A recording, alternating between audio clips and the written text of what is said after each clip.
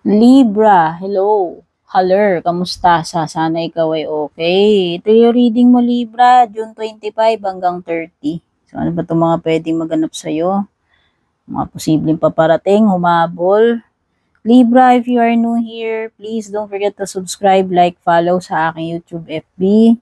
At kung datihan ka na, maraming salamat sa support. Sana hindi po kayo magsawa. Nagpapasalamat din ako sa mga nag-avail ng membership sa YouTube, mga nag-avail ng subscription sa FB. At yung mga nag-avail ng personal readings natin, lalong-lalo na dun sa mga loyal na nag-avail ng readings, no? Yung mga loyal personal reading clients natin. Okay?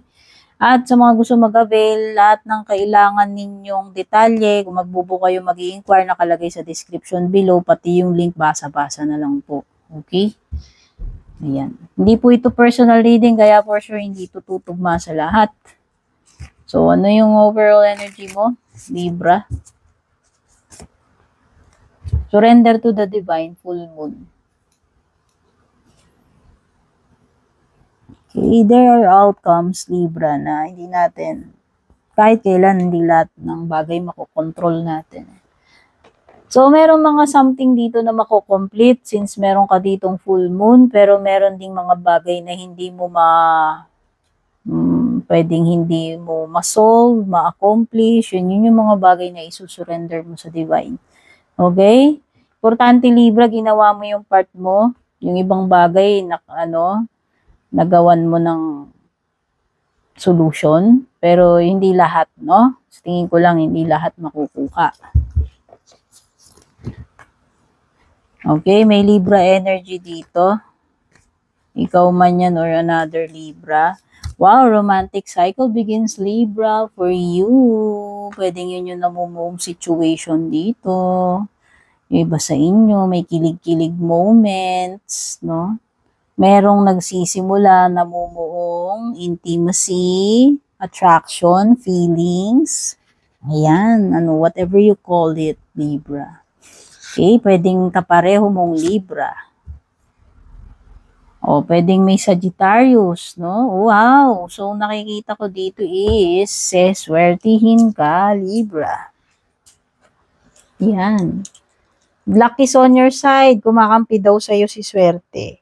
So, buenas, no? Papabor at papabor sa'yo yung mga situations. Ano man yung mga kaharapin mo, romantic man yan, sa business, sa career, etc. No? Ikaw ay papala rin. So, medyo maswerte. Maswerte itong mga remaining days mo.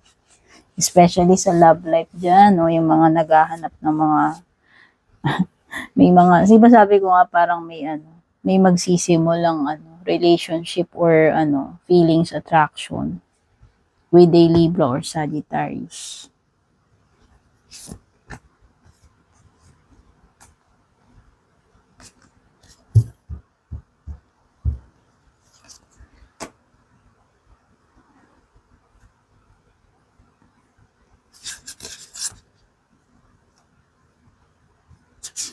Okay, Libra, surrender mo na yung mga alam mo wala talaga mangyayari. Ayan, no? Meron kasing mga bagay dito, hindi ko nilalahat. May mga bagay, Libra, sabi ko nga na kaya mo, magagawan mo ng paraan, ma-accomplish mo, makukuha mo, pero hindi lahat. May ibang bagay dito na pwedeng nag-aaksaya ka lang ng panahon kasi wala kang mapapala. Ayan, wala kang marireceive, walang bunga o walang outcome, no? So, bahala ka na, ikaw ang nakakaalam kung ano yan. Alam mo naman yung mga bagay na achievable, possible dun sa mga bagay na hindi. And yung mga bagay na hindi, gaya nga ng sabi ko, hindi natin kontrolado lahat. Yun yung mga isusurrender mo sa divine. Yun yung sinasabi nitong overall energy mo. Okay? Surrendering, kung ano yung mga dapat isurrender na alam mo naman na hindi na magbubunga talaga kahit na anong gawin mo. So, ibig sabihin, you are just wasting your time, your energy, your emotions, etc. dun sa bagay na yun. When in fact, wala naman talagang mahihita doon. No? Your hard work is paying off. Libra. So, congratulations to you. Kasi alam mo na yan kung ano yung mga pinaghirapan mo, Libra. Ikaw nakakaalam dito. Ayan. By the way, may Capricorn. Merong Sagittarius, may Libra, may Scorpio. No? Magbubunga yan itong June, mga natitirang araw, Libra, mafe-feel mo na, nakikita mo na yung magagandang result ng mga pinaghirapan mo. Hayaan mo na yung mga hindi mo makuha, kasi nga yung iba talaga wala talagang magandang result. Pero yung iba magbubunga. So, hindi lahat ng efforts mo ay nasayang, Libra. O, diba? Yun naman ang maganda ron. No? May mga achievable dito. Meron kang mga posibleng outcome na maganda, may bungang maganda, pero yung iba nga, hayaan mo na yun. Meron talaga, sabi ko nga, meron ditong hindi magbubunga, pero hindi ka talo, yung iba magbubunga. Yung mga ibang efforts mo hindi nasayang kasi may resulta yung iba dun. Pero hindi lahat, no? Look at the bigger picture, Libra. Tsaka time for healing. So, yung iba sa inyo, nagre-recover kayo dito sa present moment. Hindi ko alam, nagkasakit ba kayo? Pero itong healing naman is hindi lang naman sa sakit. No? Halimbawa, nakaka-recover ka na. Doon ka sa, pwedeng nagpapahinga, nagpapalakas uli para doon sa mga nagkasakit. Pero yung iba, kung dumaan kayo sa mga period ng may mga pinagdaanan kayo, naging challenges or breakups, pwedeng iba nandun kayo sa period na nagpapagaling pa lang kayo ng mga sugat ninyo ng nakaraan. Wow, ang drama. Basta, andun ka dito sa present mo is, nagpapalakas ka, nagpapagaling ka pa lang. Doon ka pa lang sa period ng healing, Libra. Look at the bigger picture. Ito yung what's next, Libra. Wow, so nakikita ko there is something big na paparating sa iyo, Libra. So, Libra, etong card na to, hindi yun. Isa yung binanggit ko na may paparating sa'yo, something big. Wow. No? So, good yun.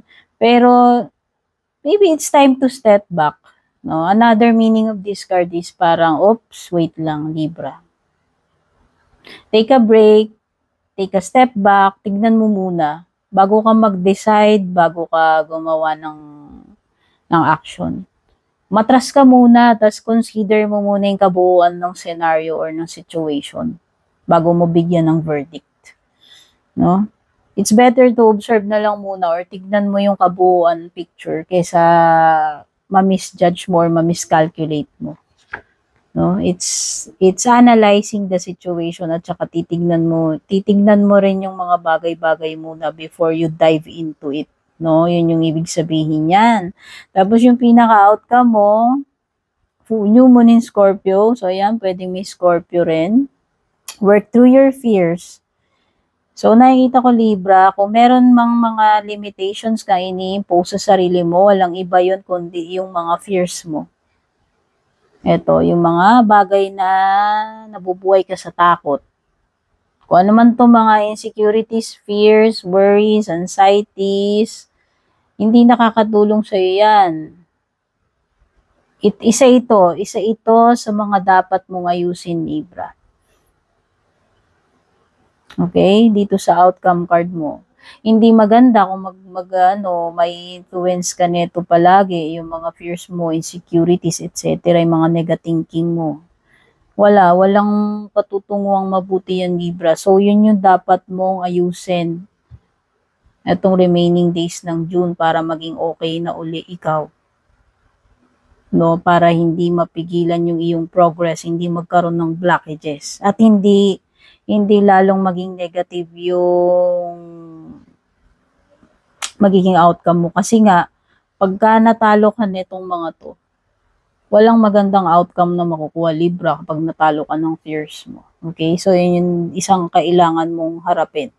Kung meron mang mga nakakatakot na situation, possible, expecting mo na yan, baka may darating na ganyan, Libra, pero dapat harapin mo with courage, with strength, with bravery, kung ano man yung mga yan. Lakasan mo yung loob mo. Yun yung ibig sabihin yan, Libra.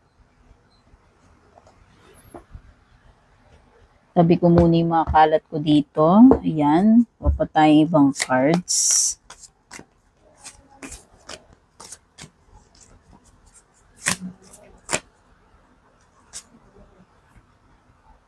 Labas ng labas to sa ibang signs. Fire sign. Fire sign. Okay? Ano ba yung mga fire sign na dominant dito kanina? Lumitaw dito, Capricorn, Sagittarius. O baka si Sagittarius to. Tsaka may Libra din. Strong energy kasi fire sign eh. Oh, may dominant na Sagittarius dito. Okay? This is pagiging confident, Libra. No? Kailangan mo maging confident, Libra. Lakasan mo yung loob mo. Yun yung mga binabanggit ko dito sa outcome card mo. Huwag kang magpatalo dyan sa mga negative na naiisip mo, sa mga kinakatakutan mo. Importante, ikaw malakas loob, confident. Kakaya mo yan. At mukhang kakayanin mo, King of Fire yan. This is some kind of parang magta-triumph ka, magiging successful ka kasi ikaw ay naniwala sa sarili mo. Naging confident ka, naging malakas yung loob mo. No? So, yan, nakikita ko ito na ikaw ay dapat maging confident dito sa situation mo. Work on your fears. Kaharapin mo yan. Kaharapin mo yung mga nakakatakot na yan, kahit nakakatakot. No? Lakasan mo yung loob mo, Libra, kasi kaya mo yan. Hindi naman darating yan card na yan kung hindi mo kaya yan. Pwedeng lang, na negative mo yung sarili mo, baka iniisip, ay, hindi ko kakayanin yan, mga ganun. Wag, kasi, baka yun ang makuha mo, Libra, no? Kung yun ang iniisip mo. Pero nakikita ko, hindi, kaya mo yan, Libra. Call, yan. Meron ka na talagang dapat kaharapin dito, Libra, kung ano man itong tinutukoy ng call. Hindi mo na talaga ito madi-deny. Merong something dito, Libra, na kahit iwas-iwasan mo, yan, kung ano may kinakatakutan mo, eventually, pwedeng yun yung mangyari. Kaya talagang wala there is no choice, Libra, but to face this. Accept, face. Wake up, Libra. Gumising ka na dito. This is a big realization. This is a call for you. Wake up call, Libra, na dapat magising ka na dyan, na walang mangyayari dyan. Or ma-realize mo yung dapat mong ma-realize. Makita mo yung dapat mong makita. Eventually, ma-realize mo rin. Okay? Libra, so pwedeng may mga call kang ma-receive since may call dito. Okay? Tinatawagan yung attention mo. May mga bagay na dapat mong ma-notice. Magising ka. Bigyan mo ng attention. Pay attention to the details, Libra. Baka may mga bagay kang dapat may madi-discover ka for sure eh. Magliliwanag yung isip mo, may marirealize ka. And yung iba baka makareceive nga kayo ng mga calls kung nag-expect kayo ng mga tawag, no? Okay? Parang tinatawagan ka dito, Libre eh. Yun yung nafe-feel ko eh. This is a calling. I-accept mo ba? No? Tsaka minsan itong ganitong card, lumilitaw to kapag mayroong mga something na nawala sa'yo na parang manunumbalik uli sa buhay mo. Pwedeng tao, pwedeng hindi. Next is Ace of Fire, Libra. Wow, this is a card of inspired movement. So, nakikita ko, Libra, is makakapagsimula ka na kung ano tong gustong-gusto mong simulan. Nakikita ko may mga may mga events or activities. Pwede yung iba, very inspired kayo, excited kayo dito sa bagong ginagawa nyo. It could be a relationship, it could be a new project, a new hobby, or a new career, new job, no? Basta meron something dito na mauumpisahan mo, sisimula ka and then very energetic ka, very na-enjoy mo yan, very lively, very active ka dyan. Yan, magiging very active ka dyan.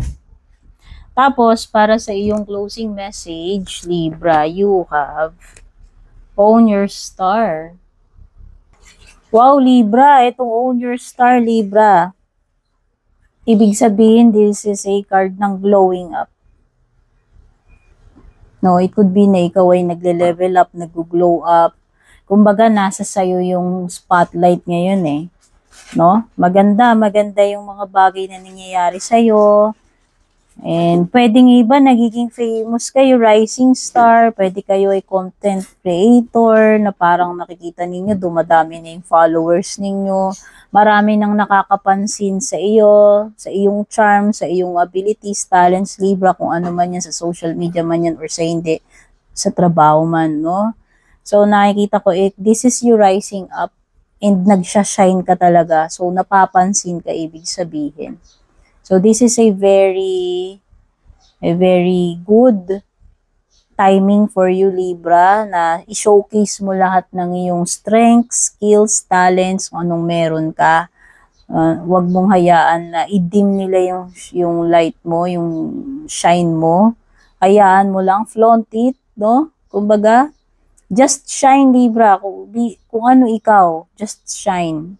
Yun lang yun. Kuminang ka lang, huwag mo pigilan yung sarili mo. Okay, Libra, I hope nagustuhan mo tong reading, at kung nagustuhan mo, don't forget to like, share, follow, subscribe. Sana makatulong din sa'yo itong reading. Take care, good luck, God bless.